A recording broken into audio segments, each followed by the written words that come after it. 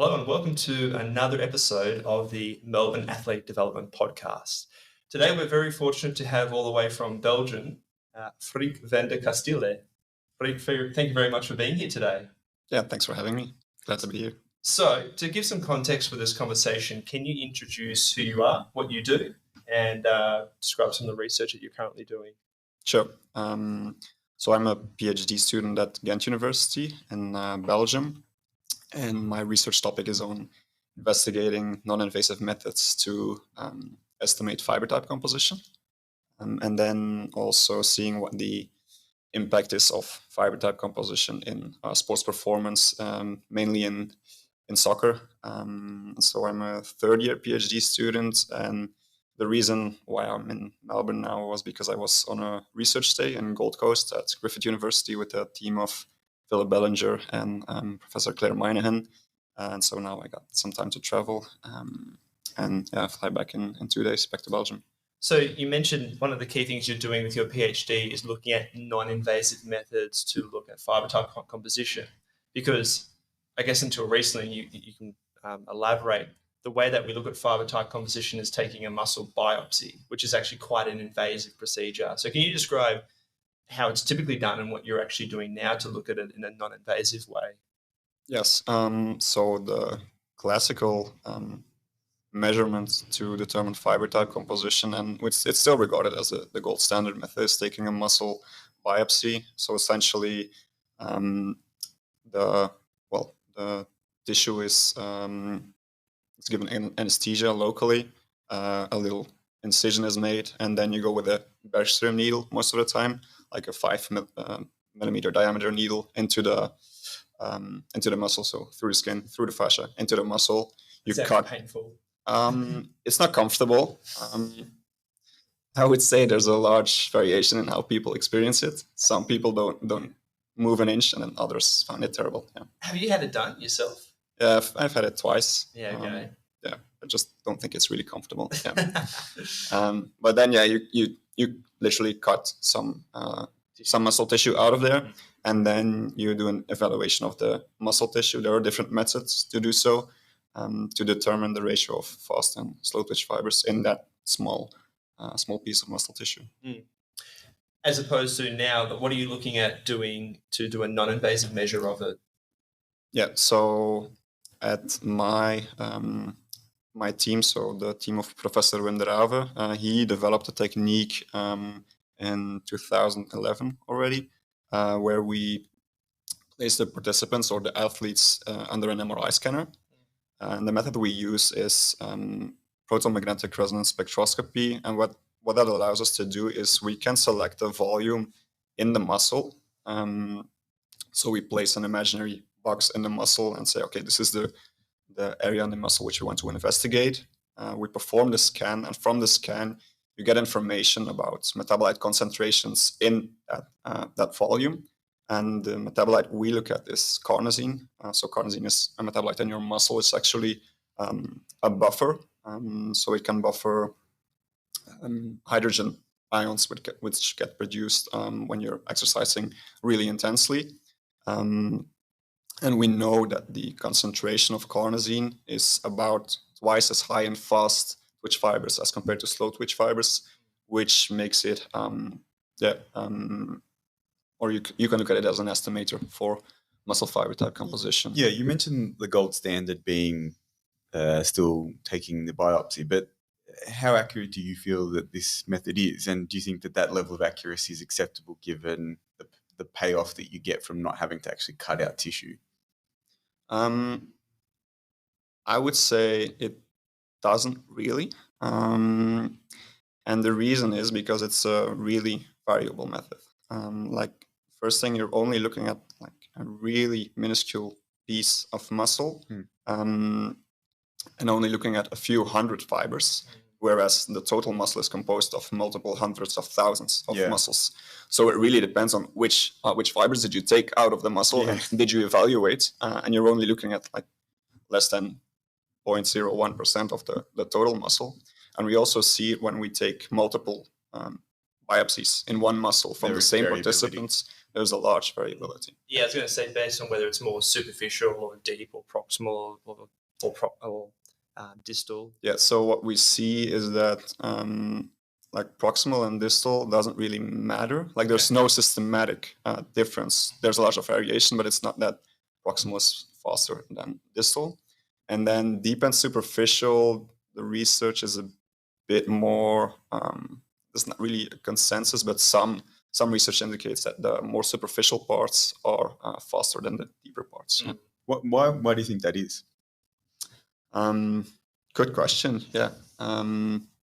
Do you think there's some sort of like evolutionary process to that? That, you know, the ones that are potentially deeper are, you know, essentially acting at the joint or for more stabilization reasons, and therefore they're being used more regularly. So the differentiation, say for instance, of the hybrids is going to be more towards that slower distribution. Like, well, we just don't know. That might be the case. I mean, it's just forming hypothesis about that because you probably can't really know. Yeah, exactly. But I think that's a good hypothesis. Yeah. Because depending on the structure of the muscle, some parts might have a different function, like within one muscle. So that could be a reason. Yes. Yeah. Yeah. One question I think of, and this goes back to some of the more classical research in muscle physiology, is for a long time it seems that muscles are being classified as either fast twitch or slow twitch. You know, that the soleus is more of a slow twitch dominant muscle versus, say, the sartorius is a good example. Is that accurate, or are we not actually appreciating that muscles are much more adaptable than that, and we see a lot of variability from person to person in their fiber type composition? I actually think both are true. Like there are more slow and more fast twitch muscles, but then there's also large differences between people. So on average, if you like perform 100 biopsies on 100 different people in soleus and vastus lateralis, on average, soleus will be slower than vastus lateralis. And probably in all people, but then the range in the absolute values for soleus and vastus lateralis will be really large. Yeah. Sure. So yeah, the key thing there is the range in terms of the variation. Yeah. And you obviously see that associated with certain types of athletes. So you'd expect, say, a sprinter versus a distance runner to have that different composition in their fiber type profile. Yeah, so already in the 70s, like these giants in exercise physiology, Ben Saltine, David Golnick, David Costello, Philip Golnick, like they performed biopsies on high-level athletes, and they already saw then that like the accomplished sprinters, they all had faster fiber type compositions, and the other way around for the long distance runners. And we confirmed that as well with our non-invasive techniques in track and field, in cycling, for example, that we really can differentiate the high-level athletes based on their fiber type composition. Like you can see the difference between the different disciplines. So you might actually say that to really excel and get to this elite level in some sports, it might be really important or even required. Actually, one other thing too I think about with classical muscle biopsy is I know traditionally they did the histochemical staining to look at whether it's a more fast twitch or slow twitch, and they looked at that sort of hybrid, like type 2A. And then they went into looking at using gel electrophoresis, because that then gave you a much better understanding that there's a lot more of a spectrum with hybridization of certain muscle fibers having a combination of type 1, type 2A, type 2X potentially. Mm-hmm. With the non-invasive method of looking at the magnetic spectroscopy for carnosine content, can you actually get that nuance, or is it more just giving an indication of predominantly more fast twitch compared to slow twitch? Yeah, good question. With the carnosine measurements, as I said, we just look at the volume and the carnosine concentration in that volume. So you can't really discriminate different fibers. So it's not possible to identify the percentage of 2A, 2X hybrids, for example. And as you mentioned, one of the first methods was the ATPase histochemistry to determine fiber type composition. And with that method, it was also not really possible to reliably detect the hybrids, whereas with the gel electrophoresis, If you do it on a homogeneous sample, which essentially is just like you take the biopsy, you make like a little soup out of it, and then you do the gel electrophoresis, you can see, okay, in this sample, there was that much percentage type 1, type 2A, type 2X, but you still don't know if there were hybrids or not, because you just made a soup out of it. So the way to know the how many hybrids there were is you just dissect all these different fibers from your muscle biopsy sample. And then for each individual fiber, you run the gel electrophoresis. And that way, you know, for each fiber, this only has myosin heavy chain type 1. It's a pure type 1 fiber, or it has type 2A and type 2X. It's a hybrid fiber.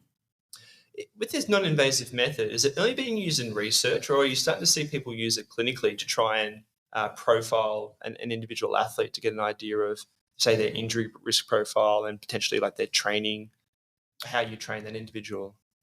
Yeah, so we've been using the technique both for research, but then also in high performance sports settings. So we're working together with a team of the first division soccer league in Belgium. So they regularly scan their players, and then they can use it either to try and adapt some of their training programs according to the muscle typology is the term we use for fiber type composition assessed with the scan. So based on their muscle typology. Yeah. Based off that, like we spoke about it briefly before we started, but I think one of the things that both yourself and the group that you're working with, the work that you're doing is very interesting because you're doing it not just from a basic science point of view, not just trying to get an understanding of what the muscle physiology is and this new technique. You're very much trying to translate that into a practical setting. Can you describe how you've been using it and what you think? Yeah, I know we're not 100% there yet, but where you think it might end up going, this kind of technique, and what it might be used for?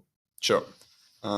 So I think determining the muscle typology with our technique has two really big applications. The first one is talent orientation and transfer. Like, for example, one of my colleagues, Jonas van de Casteele, he's now writing a manuscript on a data set that we collected from already 10 years ago, like scanning these young athletes, like 16-year-old track and field athletes. And then we followed their performance over the years and see where they ended up. And Did then you get NAFI-TM? Sorry? Did you get NAFI-TM? No, we didn't get her, unfortunately. That would have been interesting. No, but we do have a large database of Belgium, but also foreign elite track and field athletes. The Boles? No, also not the Boles. Come on, eh? And also, I can tell you if we scan someone or not. So. You can say no. We get Yeah, go on. So the interesting thing is now we can, like, after these years, you can look and this guy, he performed in the discipline that his muscle typology was suited for, or no, he was really a mismatch for that discipline. And then you can look up, does having a matching or mismatching muscle typology actually translate to being able to have success in your discipline. And what has it found? Is there actually a link? There's an association between. Are there many people that you looked at and they were like, there's a mismatch, but they were still very successful? No. So basically, if you don't have the raw ingredients, you're probably not going to get to the right outcome. That might be a conclusion. Yeah. Well, go on, Joe. No, it's interesting to say that. I think in some ways, like, whilst that research, the outcome of that is fairly obvious from a first principles point of view, I think it's really important research to translate that theoretical knowledge into genuine practice. Because I think that's one of the things that's been missing, where often those athletes self-select. You know, like if they don't have the faster typology, they will shift up in, say, distance that they want to do, or they'll move to slower sort of events. But the interesting thing is this may actually dictate to someone, like, you can start working on these things earlier, as you said, from a talent identification point of view, which also then I think you can probably elaborate on this, but may influence as you said, how they train, but also one of the other areas that's really interesting is what you're doing, which is what their injury risk profile is like and how you maybe tackle that for preparation.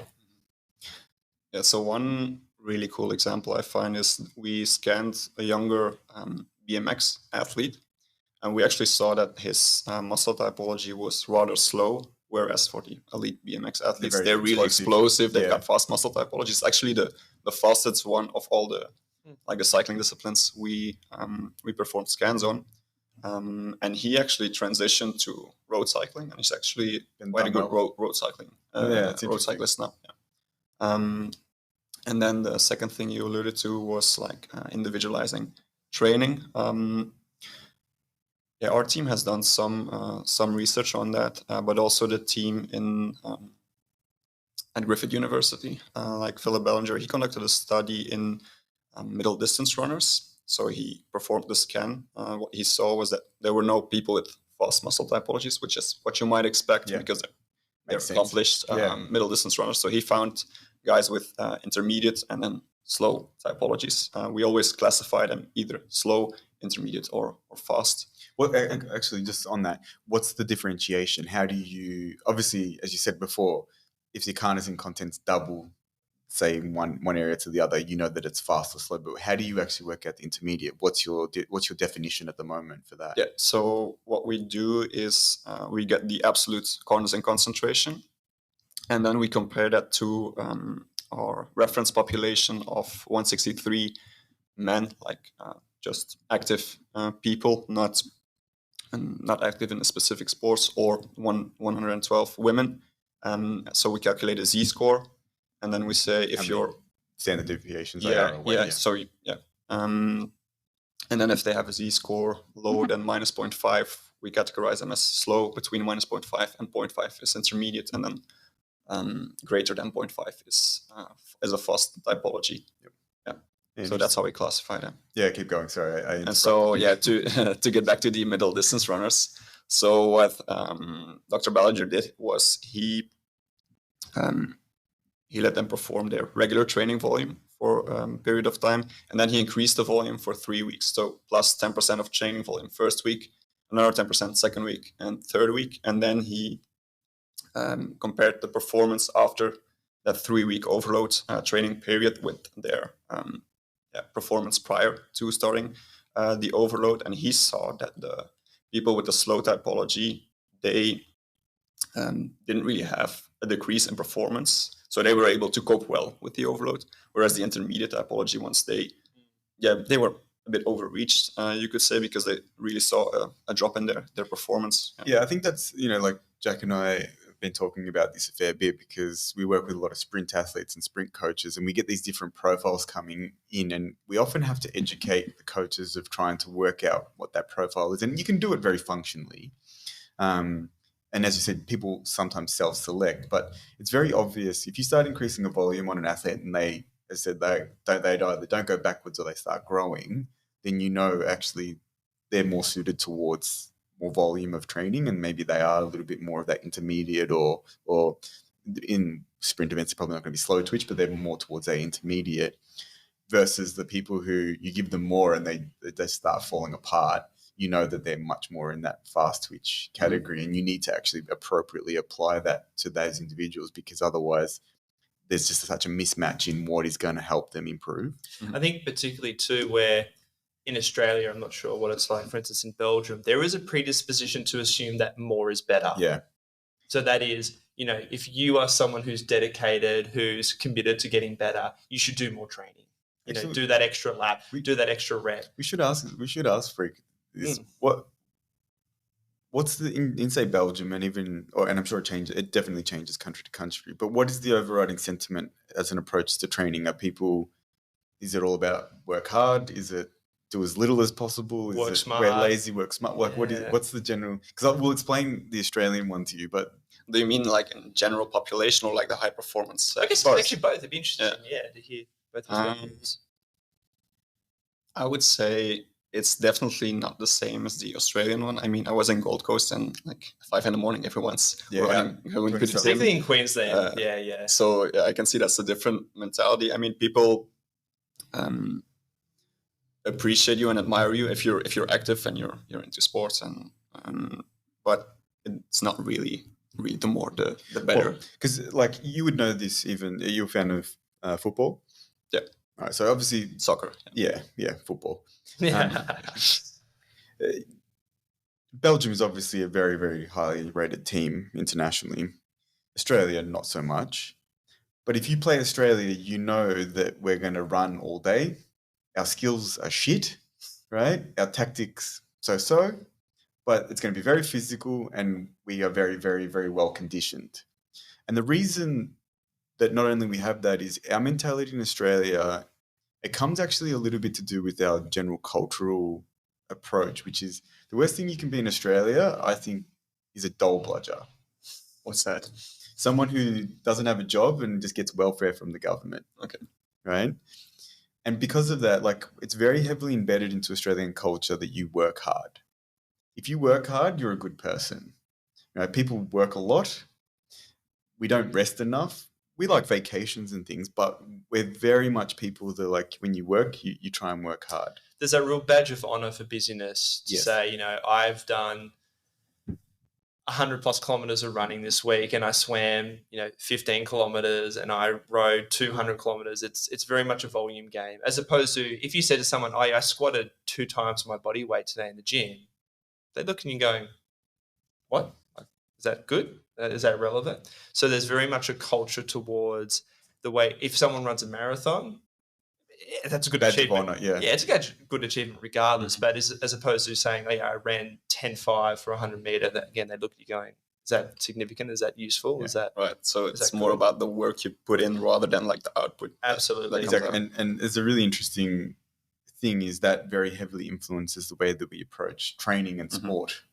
So a lot of our coaches across all sports have the mentality that you do as much as you can possibly do, right? Which that's probably not the best approach. Yeah. Well, but it works in some environments. It works in some environments. So, for instance, like Australia in particular, say like our distance running at the moment is doing quite well. Internationally, we've got a lot of athletes doing quite well, and part of that, I think, is because we have that foundation of that mentality.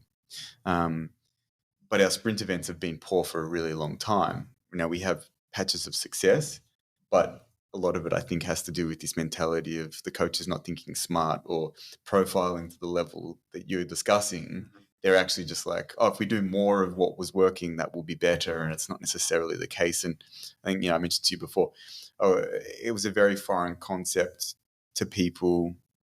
And I think it is changing a little bit. The younger people are very lazy, and that might be a good thing in some ways. But they spend a lot of time in Italy during the European track season. And it's like, it's very obvious, like La Dolce Vita. They just want to sit around and do nothing, right? They want to sit in the sun and drink their spritz and enjoy themselves. And that in many ways is not necessarily the way that we think about the culture affects, I think, the preparation for sport. And even, for instance, we notice this. The reason I bring this up is because not only does it influence training, I think it heavily influences the way that we approach rehabilitation. So I don't know if you've seen that difference. In places like Australia, rehabilitation is a very active thing. When I was in Italy, like someone told me they got injured and they just like took a couple of weeks off. And I was like, I don't know if that's the best approach, but that was their mentality. It was like, oh, I'll just take a couple of weeks off and I just get lots of like very passive therapy. And then I just started training again after a few weeks. And I thought, yeah, that's very contrary, but it matches that similar kind of cultural influence. Now, it's not everyone, but I think what you guys are doing is really interesting because it starts to bring in that maybe for some people, not rather just doing nothing, but that idea is actually not going to be a bad outcome for them. Yeah. So I think in general, if you're working as a coach or as a coach in a high performance setting, it's really important to get to know the profile of your athlete. And most of the time that goes through trial and error. You just work together with the athlete for a couple of years and you get to know him better, what works, what doesn't. And then estimating the muscle typology might be a quicker way to... Can I ask you, how long does this process take? The scan? Yeah. 25 minutes. And then after you've done the scan, how long before you've got the results? And you can interpret... I can do I can do the analysis the same day. Awesome. So it's a quick process. It's a quick process, yeah. And you said they're doing this in Queensland as well? Yeah, so the two main sites we're doing it is at Ghent University and then Griffith University. And actually just across the border in the Netherlands, there's another facility in Sluis. And that's actually one where just people or athletes who are interested in performing the scan, they can contact us. They either go to Ghent or Sluis, they perform the scan. Can I, for some of my athletes that I coach, can I send them up to Queensland to get the scan done? You would have to contact Philip Bellinger or Claire Meinhan for that, because they've I think only done it for research purposes now. So either it would have to fit in one of the research projects, we'll just pay them, or you would have to pay them, which they haven't done before, I think. But it might be possible. Who doesn't like money? Yeah.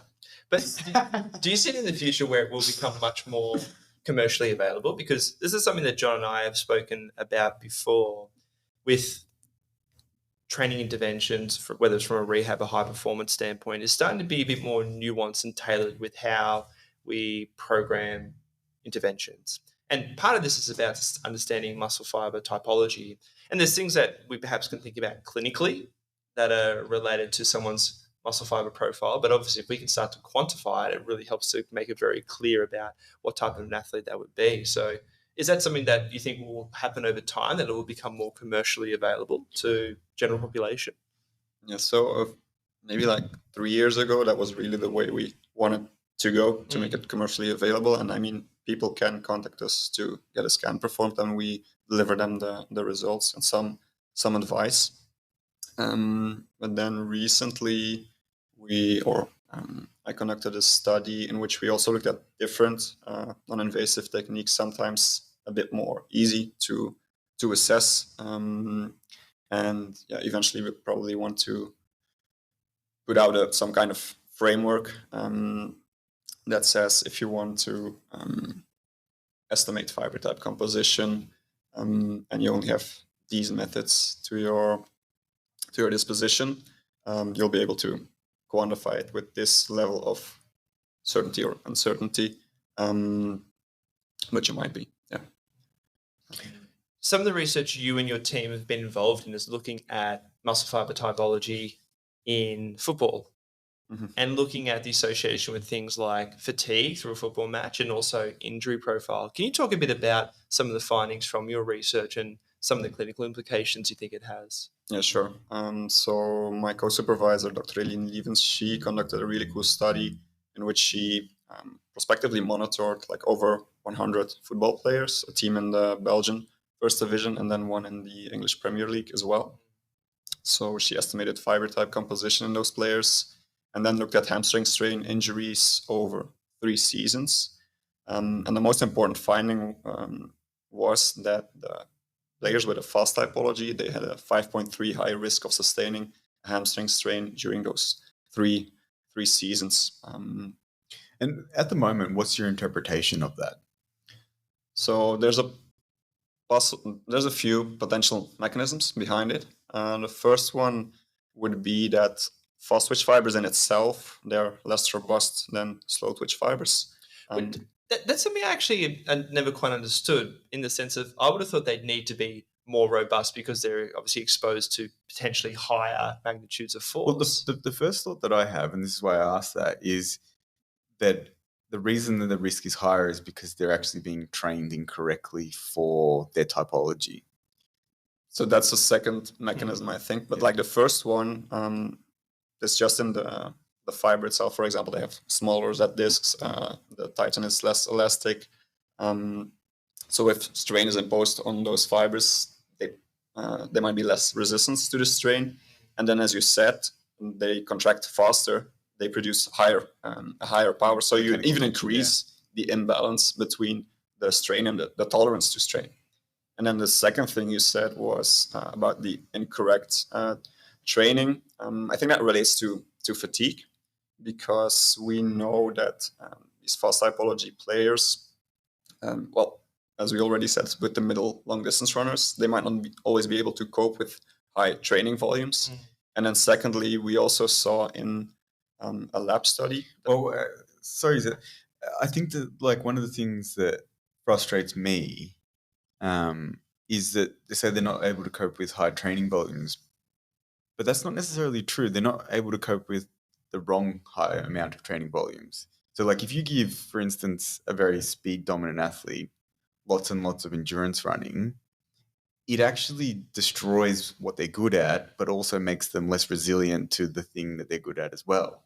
So they're not by default, they're always going to go to their strengths. Yeah. Right? So like if you're very fast. fast twitch, for instance, and the methodology for that football team is we do lots and lots of conditioning running at a very slow speed, and then everything else we do is just on the ball, right? Which seems to be actually how a lot of, maybe not professional teams, but a lot of people approach it. And then you get these fast twitch athletes, usually strikers, things like that, and they're always getting injured, and they go, oh, they're not robust. And it's like, well, maybe they're not robust because you're not actually developing the thing they're good at. You're actually taking away some of the qualities of their strength and then giving them training that fatigues them in the wrong way.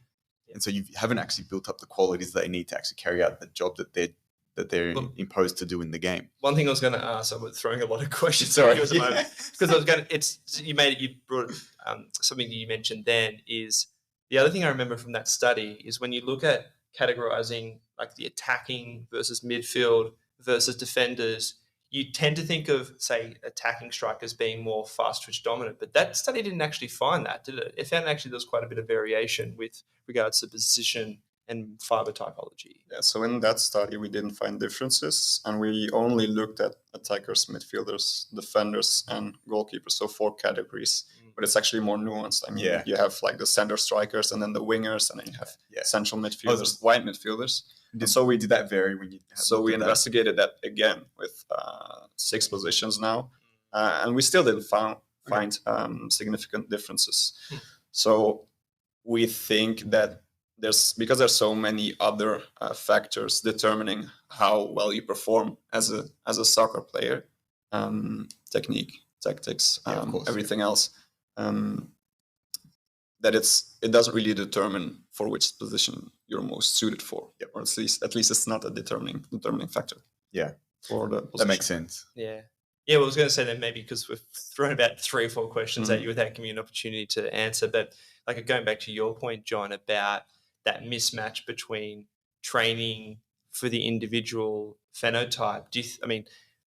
I don't know if have you even explored that yet in terms of your research, or is it something that anecdotally you've observed particular patterns? Yeah, so I think it's a good comment that saying high training volume, high volume training and low volume training, it's not nuanced enough. No, I agree. And maybe these fast typology athletes need more rest in between their sets and more high burst activities. But it's really hard to investigate or to conduct good studies. I understand. Because it makes it a bit complex. It's probably not being done in the training setting yet, because you're trying to establish even the foundation for why they maybe would, start to profile and then separate these groups into different sort of training methodologies. They're probably not doing that yet, so it's hard to know, would that make a difference to, say, the prospective, injury profile and what happens? Yeah. So maybe to get back to the injury, the sort of first potential mechanism was that they're less robust, the fast twitch fibers. And then the second one is that we see that fast typology athletes, after high intensity exercise in the lab, so these were 3 Wingate tests. So they did isometric. You guys are mean. 3 Wingate tests. Yeah, no, it's a lot. It's a lot. Even one is. The Wingates are horrible. Yeah, I know. But they did 3 Wingates, and before and after they did isometric knee extensions. And so we saw that 20 minutes after the Wingates, the slow typology group, they were up to their normal, like 100% of their pre-intervention measurement, whereas after 5 hours, the fast typology group wasn't recovered yet. So that's in a lab setting. And then I also recently published a study on the field, so in soccer, and we saw that the decline in the distances they ran from first to second half was that was a good study. That decline was was greater in the fast typology athletes and slow typology athletes for high speed running high accelerations, high decelerations. So which might indicate that they also fatigue more towards the end of the game. And when's the point they sustain the most hamstring strain injuries? It's at the end of the first half, and even more at the end of the second half. So if they're more fatigued at the hamstring level as well, and you know that lots of the hamstring strains are sustained like at the delayed swing phase. So when the hamstrings are lengthening, but they still have to Contract, forcefully contract. That's a really a weak spot to sustain the hamstring strains. If they are more fatigued in the hamstrings, then that could also be an explanation why they were more susceptible to those injuries. Yeah, I think the thing you mentioned there that highlights from a training programming perspective is training density then. Because if recovery for a more fast twitch athlete is slower, how you program sessions throughout the week is going to vary compared to your more slow twitch profile. And that's probably another important element to thinking about these individual profiles. And I well. think, interestingly, I think it also is because I think, and definitely my bias is always to talk more about the fast twitch stuff, but for the slower twitch athletes, maybe they actually potentially sometimes probably need more. They need to be doing more between games or competitions, because even if it's not at a high intensity, that exposure is going to actually improve their performance in, say, the consequent game. Rather than saying, oh no, they need a rest day before the game, like that. No, that player actually should do a little bit of conditioning, and they should do some skill work, and they should do something because they'll actually be better for it. Well, when you say that, John, I know you've had some experience with coaching middle distance runners, and even for the 8 and 1500, the value of doing those really slow, long runs seems to be very, very important. Just from the standpoint of conditioning that slower twitch element, which is obviously very important for middle distance, even though it's not, even though it's a 3 or 5, it's just really 2 to 5 interesting. minute race. It's just really interesting looking at those guys. Like I haven't got a lot of experience, but 800-meter runners that I have worked with, the day before a race, they would still go for like a half an hour jog. And it's like, to me, that seems like it would be super fatiguing, because my idea is always do less. But if they didn't do that, they would perform worse. And I think that's something that, like, apologies for the sirens, guys. I think that's something that, like, this kind of research is starting to elucidate. Like, you need to be very, very nuanced with how you approach someone's profile. Like, I know, and actually, I don't know, you may know who the research was, and you guys might know better than me. I don't remember, but I know that there was a research that was looking at, I think it was in soccer, they were looking at the occurrence of hamstring injuries, particularly with the use of, say, eccentric loading, whatever that might be, and how close that was to games. And finding actually that for a number of these teams, exposure closer to the game actually was more protective than doing it further away from the game. And I think that probably is suggestive of some of these profiles. This kind of input was actually useful and was conditioning that tissue to be able to deal with that stress, maybe because they can recover if they are more of that sort of slower fiber distribution. The other thing I was going to mention too is, I know that is it Henry Hopwood and Phil Bellinger published a similar study in AFL looking at the correlation between muscle fiber typology and fatigue, and again highlighting that your more fast twitch profiles fatigue more quickly. It was a question I was going to ask you, because you say you're into football, soccer. Do you see anecdotally that coaches or general managers will often sub off those really fast twitch profile players, fast twitch athletes more often, because they actually know that their performance is best within that first half or first 3 quarters, and they probably know that from an injury perspective, it's probably better to get them off the field as opposed to making them play the whole game?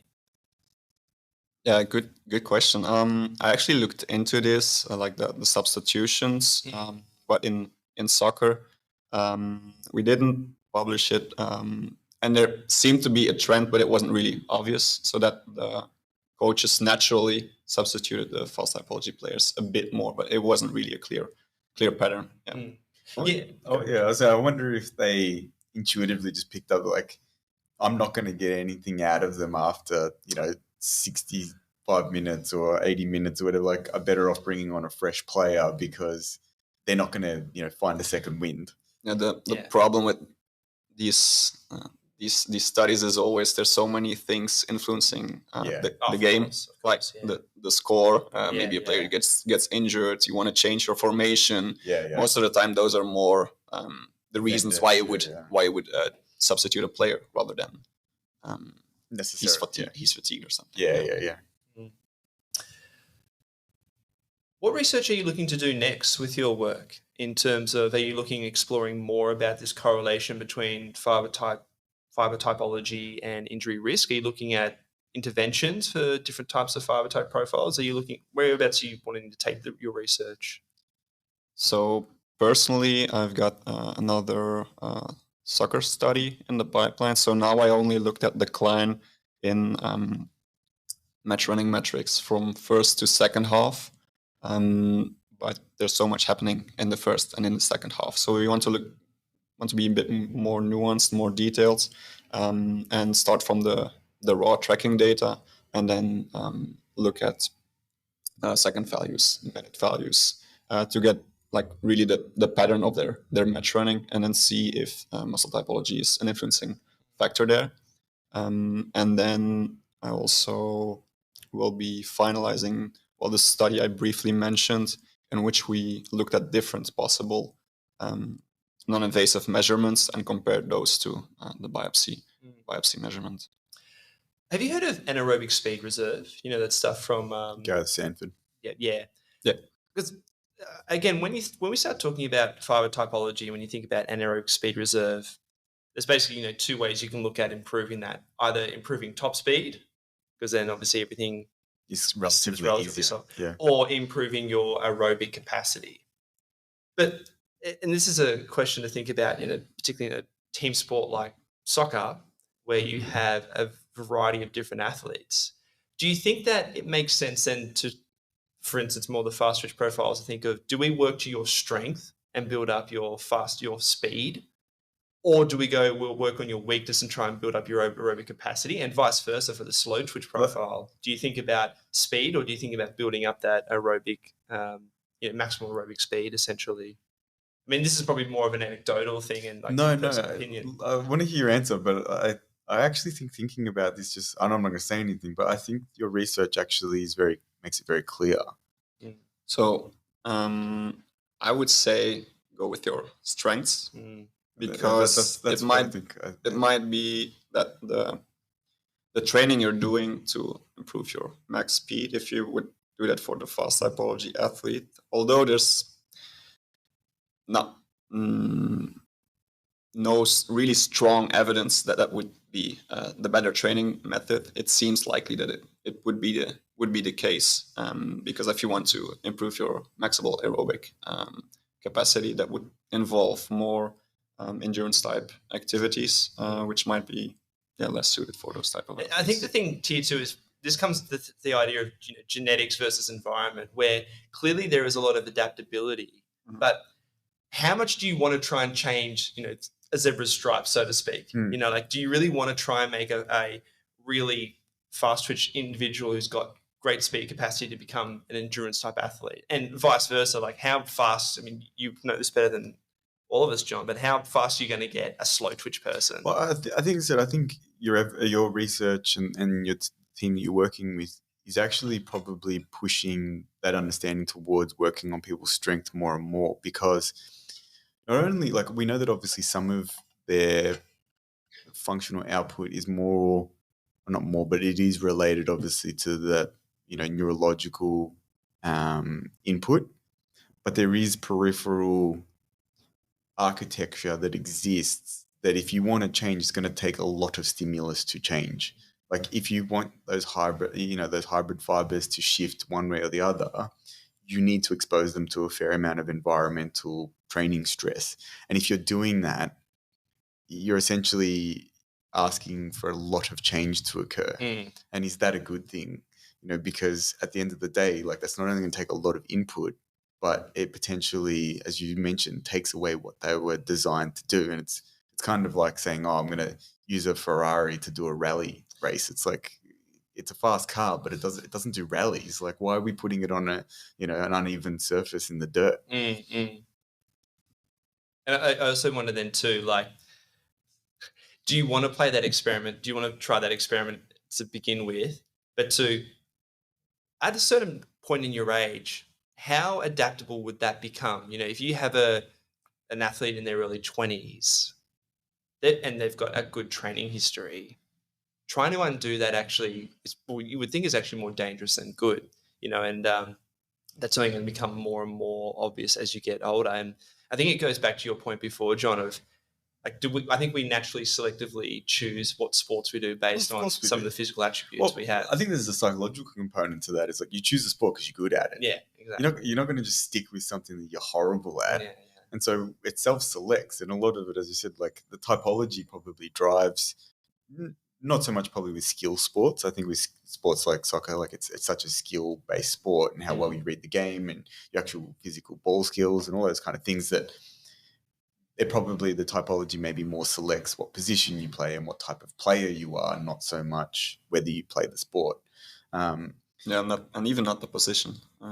Well, in soccer, I'm saying like that really nuanced type of position. Yeah. Like if you're a striker and you're good at goal scoring because you understand how to set up play. And if you're more slow twitch, you may actually be more of like a holding striker versus someone who's like an Mbappe who's so fast that most of his is like kick the ball over, let him run onto it, score. So yeah, there's different ways of playing in the same position. Yeah. So yeah, it's an interesting thing. And then you like in swimming, for example, we also don't see it to be a really determining factor if you're like a 50 meter or like an 800 meter. Yeah, typology. Do you think that's got to do with the fact that swimming has a notorious bias towards just doing stupid volumes, stupid loads of volume? I think it's one of the factors. And then also we've seen that more so than the actual distance, the typology was more related to the movement frequency.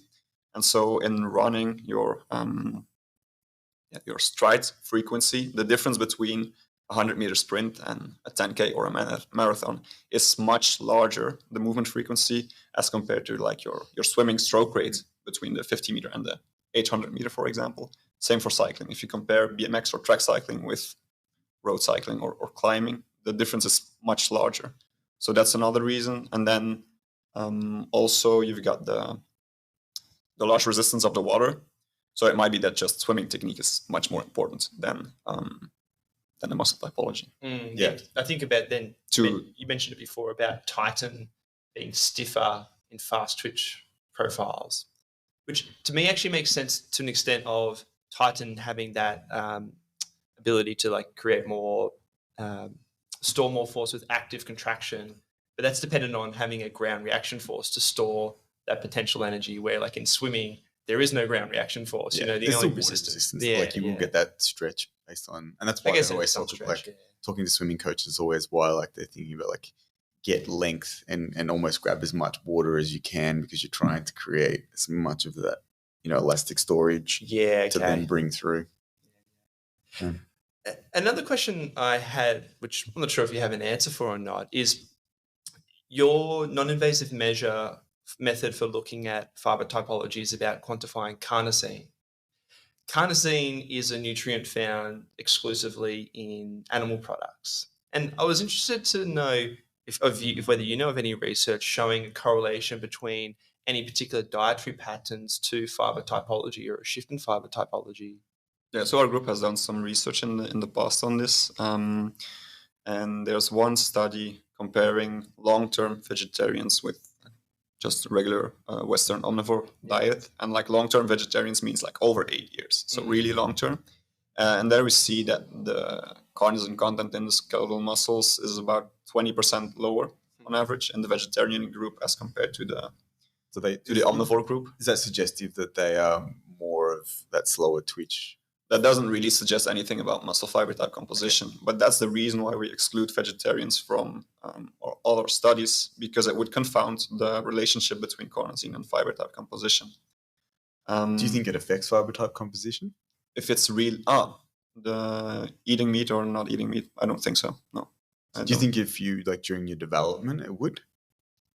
So if, like from Well, a child, like you were a vegetarian, say from a child, like a religious reason, like obviously there's or I think the other one then too is your responsiveness to training stimulus then too. Because carnosine is a buffer that's important for hydrogen ions that will accumulate more so in fast-twitch fibers being more anaerobic. Mm-hmm. If you have more of that available to you, does it then maximize the development of fast-twitch fibers in response to training stimulus, particularly if it's the appropriate training stimulus? I mean, maybe this is all purely speculation at this point. Yeah, I'm not too sure about that, because I think we'd have to study it, I guess, to begin with. Yeah. Yeah, and it's difficult to do studies on during puberty and then doing it longitudinally, especially. But we've also seen that like short-term vegetarianism, if you change the diet of an omnivore for 6 months to a vegetarian diet, it's not long enough to influence anything about the carnosine concentrations. And then even if you would eat more meat, because you'd say, oh, I want to have more carnosine in my muscles, it doesn't work. It's just not enough carnosine in there. You would supplementation? You have to take Beta-Alanine, and then you can really increase carnosine in your muscles. And does that have an effect on that content? It does have an effect on the carnosine content, but it doesn't have an effect on the fiber type composition. And so again, that's why we exclude people who take Beta-Alanine from all our studies. Yeah. And when you say that, so there's no evidence to suggest that even long-term carnosine used through Beta-Alanine would affect, say, the training adaptations that Jack mentioned? I mean, Beta-Alanine is one of the acknowledged supplements that really work, especially for all-out exercise intensities from 1 to 4, 1 to 10 minutes. So really intense exercise. So, I mean, it works, Because the other one I think of that has been obviously very well studied is creatine. And it's interesting is that creatine has a more positive response in vegetarians because creatine you do get exclusively in meat. Like your body can synthesize it, but it seems to be one of those things that you can't synthesize enough unless you maximize by getting more within your diet. And the biggest responders to creatine are people who don't eat meat, i.e. vegetarian. So hence my interest in carnosine. It'd be really interesting because obviously like whether we can get to that point of working out whether it does alter the adaptation in the sense of like, okay, I'm a distance runner. I am actually going to go more towards a plant-based diet because it's going to maximize my adaptation. Not that you maybe eat zero meat, but you're like trying to have a lower carnosine content. And then opposite end, there's like, I want to be really fast twitch, then I'm going to up my carnosine. Or again, I wonder if it's actually, again, something that we select to naturally. Like people who do respond more to, say, a plant-based dominant diet are potentially more of that slow twitch type profile as opposed to, and again, this is all speculation. I have no idea. But I wonder if it is somewhat pre-selected. They're interesting questions, though, because I think it's a thing that we're always looking for. If you can profile and then put all of the structures around to support that profile, can we really maximize both performance and injury risk? Yeah. And again, diet's an interesting one because there's obviously so much controversy and differing opinions, but clearly some people do feel better when they eat less meat versus, and there's some people feel better when they eat more meat. So I don't know, there's probably so many factors related to that, and including like gut health and things like that too. But something to consider. Was there any more on your list, Jack, or should we ask Freek the main question? The main question. Yeah, well, look, I mean, is there anything else that we haven't touched on, Freek, that you'd like to share with us? Yeah, particularly because you're obviously a lot more familiar with your research than we are. Should hope. Are we talking research-wise? Research-wise. Well, I think for my PhD, the most exciting one will be, the study I touched upon 2 times now, because it will cover lots of non-invasive techniques in one study, which almost hasn't been done before. And it also, for each participant, we took 4 biopsies because, as we said previously, there's a lot of variability between fiber type composition and between biopsies in the same muscle in the same participant. So we took the 4 biopsies to take out some of those sampling variability. Was that in the same muscle? You did that was 2 times vastus lateralis and 2 times gastrocnemius medialis to get like an even more proper profile of skeletal muscle fiber type composition of the lower limb muscles. Lots of non-invasive measurements, and then compare how well they relate, and if even a combination of different methods would even result in a better estimation. So that's probably the most exciting part of my PhD, and it's a study that I'm working on now. Actually, that's another question I wanted to ask you related to something we started with, of thinking of different muscles having different type of fiber profiles. If you have someone who, taking a step back, when you do your analysis of carnosine content, which muscle are you doing it on? Most of the time, traditionally, we've been doing soleus and gastrocnemius medialis. Mm-hmm. We can also do vastus lateralis. Those are the 3 muscles I did in my study. And in the past, we've also done tibialis anterior and then also the deltoid. And so are you making the assumption that looking at, for instance, soleus is indicative of the fiber profile of the main muscles in the lower limb? Is that something that's been validated, or?